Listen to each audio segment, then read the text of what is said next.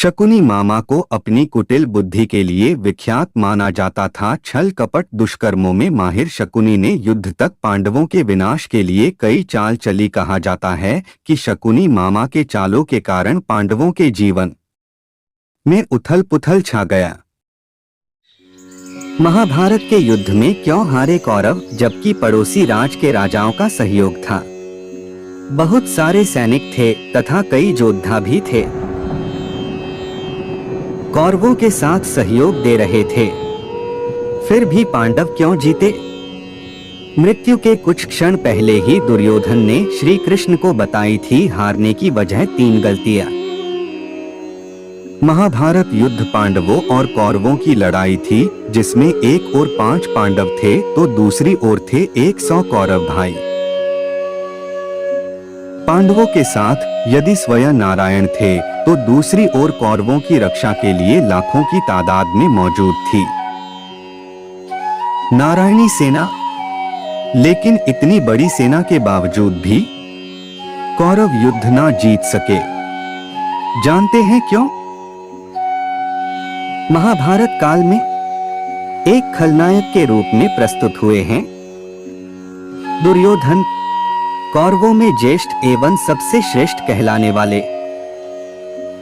दुर्योधन यदि अपने मामा शकुनी की बातों में ना आते तो शायद आज वे महाभारत काल के सबसे बेहतरीन पात्र के रूप में याद किए जाते,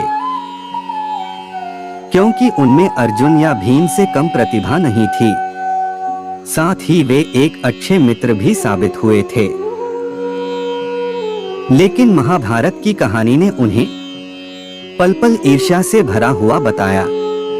एक ऐसे व्यक्ति के रूप में दर्शाया गया जिसे केवल और केवल स्वार्थ ने घेर रखा था।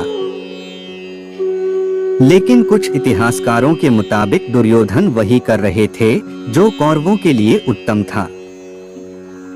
कौरवों के पास थी नारायणी सेना, पड़ोसी राज्यों से भी उन्हें काफी मदद मिली।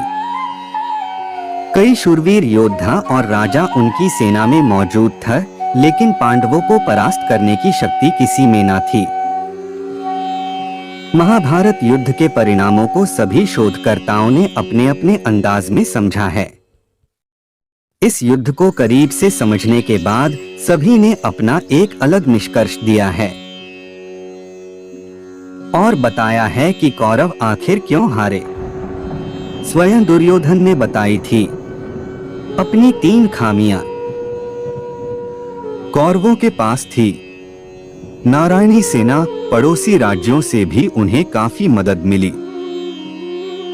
कई शूरवीर योद्धा और राजा उनकी सेना में मौजूद था, लेकिन पांडवों को परास्त करने की शक्ति किसी में न थी। महाभारत युद्ध के परिणामों को सभी शोधकर्ताओं ने अपने अपने अंदाज में समझा है। इस युद्ध को करीब से समझने के बाद सभी ने अपना एक अलग निष्कर्ष दिया है और बताया है कि कौरव आखिर क्यों हारे। स्वयं दुर्योधन ने बताई थी अपनी 3 खामियां। लेकिन स्वयं दुर्योधन ने भी अपनी वह खामियां बताई थीं जिसकी वजह से कौरव युद्ध हारे। उसने बताया कि यदि ये खामियां ना होती तो कौरव विजेता हो सकते थे। दरअसल यह घटना उस समय की है जब खून में लथपथ दुर्योधन रणभूमि में जमीन पर गिरा हुआ था। वह घड़ी दूर नहीं थी जब किसी भी पल वो अपना दम तोड़ सकता था। दुर्योधन जमीन पर पड़े हुए अपने हाथ की 3 अंगुलियों को बार बार उठाकर कुछ बड़बड़ा रहा था, लेकिन पीड़ा के कारण उसकी ध्वनि साफ सुनाई नहीं दे रही थी। तभी श्री कृष्ण उसके पास गए और उसकी दुविधा का कारण पूछा। 3 गलतियां तब उसने बताया कि उसने महाभारत के युद्ध के दौरान 3 गलतियां की हैं। इन्हीं गलतियों के कारण वह युद्ध नहीं जीत सका। यदि वह पहले ही इन गलतियों को पहचान लेता तो आज जीत का ताज उसके सिर होता। पहली गलती, श्री कृष्ण ने सहजता से दुर्योधन से उसकी उन 3 गलतियों के बारे में पूछा तो उसने बताया, पहली गलती यह थी कि दुर्योधन ने स्वयं नारायण के स्थान पर उनकी नारायणी सेना को चुना। यदि नारायण युद्ध में कौरवों के पक्ष में होते तो आज परिणाम कुछ और ही होता। दूसरी गलती उसने यह की कि अपनी माता के लाख कहने पर भी वह उनके सामने पेड़ के पत्तों से बना लंगोट पहन कर गया। यदि वह नग्नावस्था में जाता तो आज उसे कोई भी योद्धा परास्त नहीं कर सकता था। तीसरी गलती, दुर्योधन के अनुसार तीसरी भूल जो उसने की थी वो थी युद्ध में आखिरी में जाने की भूल। यदि वह पहले जाता तो कई बातों को समझ सकता था और शायद उसके भाई और मित्रों की जान बच जाती।